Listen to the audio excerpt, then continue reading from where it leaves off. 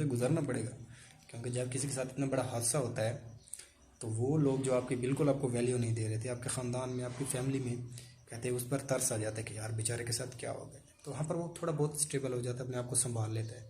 ٹھیک ہے، اللہ کے ساتھ تعلق ہے پھر تو بہت بڑی بات ہے.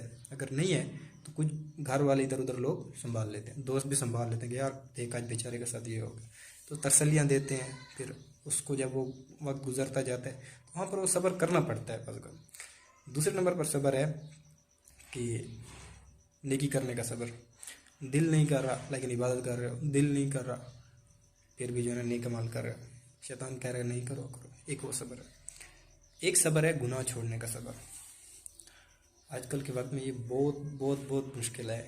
جب آپ کوئی گناہ چھوڑتے ہو تو آپ کے پاس اتنا زیادہ آپشن ہے کہ آپ گناہ کر سکتے ہو. آج کل کے معاشرے میں ہر قسم کے آپ کو جو ہے نا سہولت موجود